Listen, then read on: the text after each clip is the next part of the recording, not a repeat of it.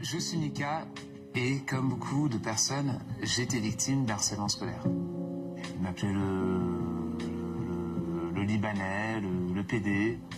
Pas seulement avec des mots, mais avec des trucs, avec des objets, avec des canettes, avec des cailloux que je recevais dans la tête. J'aimerais bien dire que j'ai pas de cicatrice de cette période de ma vie, mais ça serait un mensonge.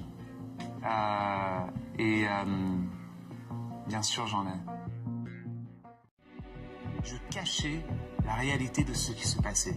Ce qui veut dire que je me retrouvais seul à l'école, seul en rentrant de l'école, seul à la maison.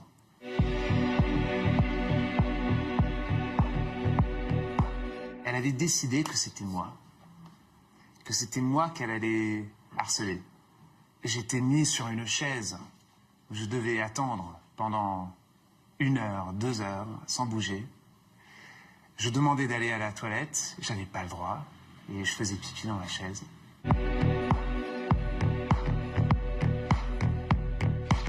C'était des gens de mon âge, dans ma classe. Ils m'appelaient le Libanais, le PD. Pas seulement avec des mots, mais avec des trucs, avec des objets, avec des canettes, avec des cailloux que je recevais dans la tête. Moi, j'arrivais toujours 5 minutes en retard pour tous les cours. Et c'était pas parce que j'étais désorganisé, c'est parce que je me cachais.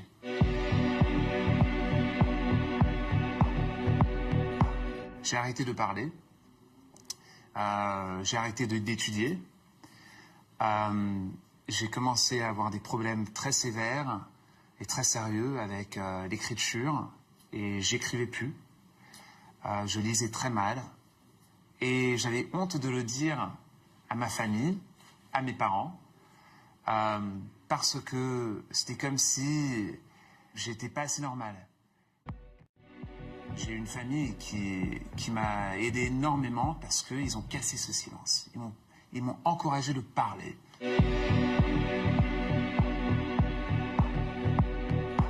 Elle a vu avec ses propres yeux et elle a écouté ce qui se passait.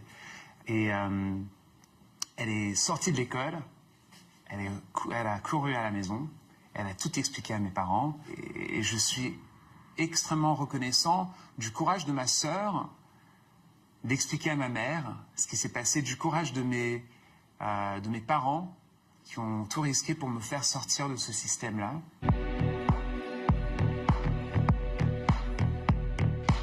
J'ai commencé à communiquer avec le monde autour de moi, j'ai cassé ce silence. J'étais plus silencieux. En fait, j'étais l'inverse. Je jouais le piano, je chantais, je m'exprimais. C'était la clé. Et ça m'a changé la vie. Il faut trouver une manière de s'exprimer. Même si on a peur d'utiliser les mots, on peut utiliser quelque chose d'autre. Un ballon de foot, un pinceau, le piano.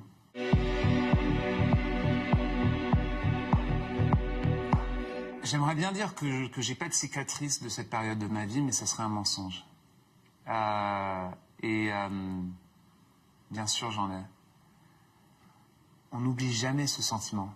Jamais. On peut avoir 35 ans, on peut avoir 55 ans, on n'oublie pas. Quand je vois quelqu'un devant moi qui est en train d'être harcelé, ça me provoque une rage.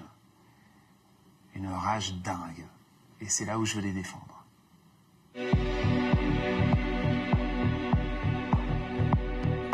Le harcèlement, souvent, ça peut changer le monde autour de vous. La vue que vous avez sur votre propre vie devient beaucoup plus courte.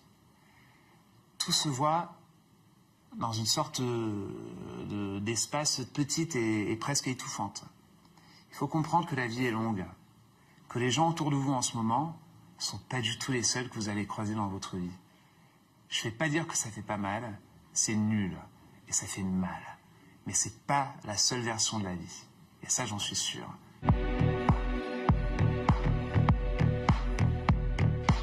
Pour éviter que les gens qui sont en train de vous harceler ne gagnent pas, il faut parler. Il ne faut pas avoir honte. Les gens qui vous harcèlent veulent que vous avez honte.